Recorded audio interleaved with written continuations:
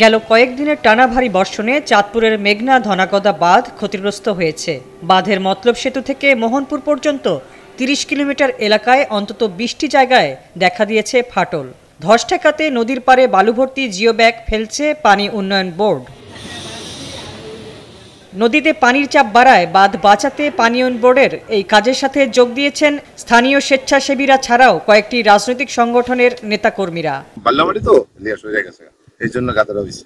বেড়িবাঁধে যে সমস্ত এলাকা, যে সমস্ত জায়গাগুলো গর্ত আছে, তারপরে বিভিন্ন এই বেড়িবাঁধ ছুটে যাওয়ার সম্ভাবনা আছে, ওই স্থানগুলো আমরা মেরামত করতেছি। বেড়িবাঁধ রক্ষার্থে আমরা মতলববাসী একই আমরা কাজ করতেছি। যে কোনো সময় ছুটে যাওয়ার সম্ভাবনা থাকতে পারে।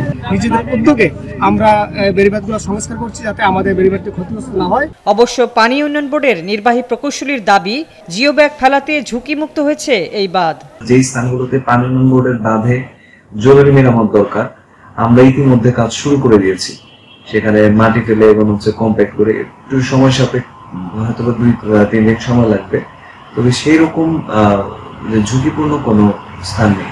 তবে এলাকাবাসীর দাবি, মেঘনা ধনাগদা সেচ প্রকল্পের গুরুত্বপূর্ণ এই বাঁধ রক্ষায় নিতে হবে স্থায়ী ব্যবস্থা। হাসিবা আলী বর্ণা, ৭১।